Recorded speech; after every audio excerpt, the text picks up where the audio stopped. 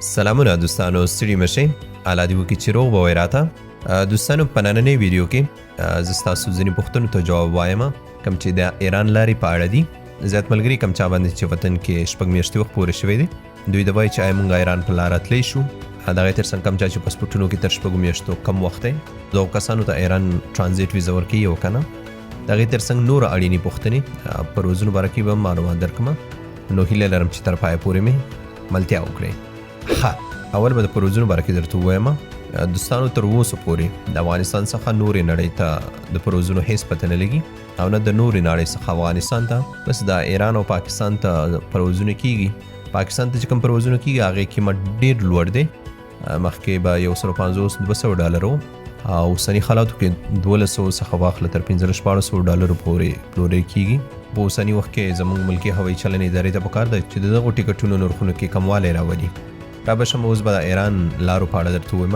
کوم چا باندې چې وطن کې 6 میاشتې وخت پورې شوی دی او دوی غواړي چې ایران په لاره لاړ شي، نو که چیرې د دوی ویزې په سیستم کې فعالې وي، هیڅ ستونزه ورته نشته. دوی کولی شي چې د ایران په لاره لاړ شي. که چیرې د دوی کسانو ویزه په سیستم کې کینسل وه، نو نشي کولی چې ایران په لاره لاړ شي. دا خو تاسو ته ما تېره ویډیو کې هم ذکر کړی دی. کوم څوک چې اوس مهال د افغانستان څخه ایران په لاره ځي، ټولو نه مخکې باید د خپله ویزه په سیستم کې چیک او سور شیني خان چیک کړي. که ویزه یې فعاله وه او شیني خان و، نو بیا ورته هیڅ ستونزه نشته. بل ځینې ملګري وایي چې که موږ ایران په لاره لاړ شو، د متحده عربي اماراتو ته البته څه مشکل خو به راته نه، تر اوسه پورې خو دې کسانو ته هیڅ مشکل نشته. نو تاسو مه وارخطا کیږئ، انشاءالله چې هیڅ مشکل به نه وي. ټرانزیټ ویزه خو داسې ویزه نه ده چې بیا کسانو ته پې نقصان ورسیږي.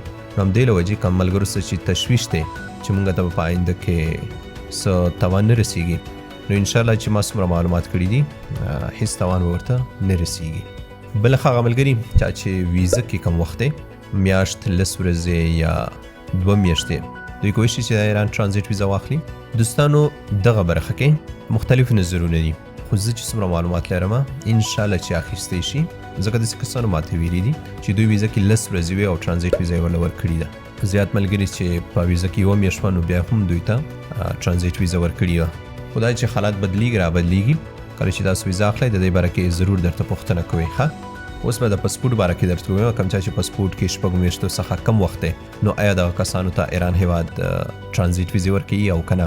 دوستانو قانونا باید ستاسو پاسپورټ کې 6 میاشتې وخت وي.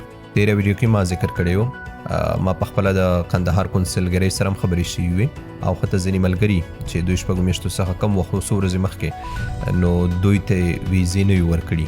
خو اوس د څو ورځو نه راپدې خوا هغه ملګري چې پاسپورټ کې 6 میاشتو څخه کم وخت دی، مطلب 5 میاشتې دي، 3 میاشتې دي، حتی 1 میاشت دی، نو دغو کسانو ته ایران هیواد ټرانزیټ ویزې ورکړي دي. دا په دې معنی دی چې دوی که همکاري بولي او که د دوی ګټې بولي، خو که هر څه وي، نو دغو کسانو لپاره خو د ستونزې حل لار خو شوه. نو کم چا چې وخت پاسپورټونو کې کم دی، دغو کسانو ته هم ایران هیواد ټرانزیټ ویزه ورکوي. بل یو خبره چې کم څوک امریکې تابعیت لري یا د امریکې سفر اسناد لري، د هغې تر څنګ UK یا برطانیا هیواد تابعیت لري یا د ټراول ډاکومنټس لري، نو دغو کسانو ته ایران هیواد ټرانزیټ ویزې نه ورکوي. نور چې د کم ملکي دوی ورته ټرانزیټ ویزه ورکوي او دا کسان کولی شي چې ایران په لاره خپلو ملکونو ته لاړ شي. کم څوک چې هوایي ځي، نو نن سبا ارش زیات دی، دوی باندې خرچه زیاته راځي. خو کم څوک چې زامیني ځي او خپله وتوانېږي چې کونسلګرۍ یا سفارت څخه ایران ټرانزیټ ویزه واخلي، دې کسانو باندې خرچه ډېره کمه راځي. پخپله به ځي هرات ته، هرات نه به اسلام قلعې له لارې ایران ته اوړي. دغه سرحد کې ایران په حدودو کې یو ټیسټ ترې کړی کېږي، کم چې 5 منټو کې ورته ریزلټ ورکوي. نو دا کولی شي چې په همدغه لاره ایران ته لاړ شي.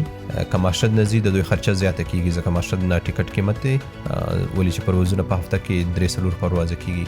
خو که دوی تهران ته ځان ورسي، هغې نه ټکټ قیمت تقریبا $90 دی، نو ټوټل ستاسو خرچه ډېره کمه راځي. که زمیني ځئ، خو که هوایي ځئ، نو خامخا به ستاسو خرچه زیاتې وي. زیاتې ایجنسۍ $800-900 اخلي. مختلفې دي، مختلف فیسونه اخلي دوی.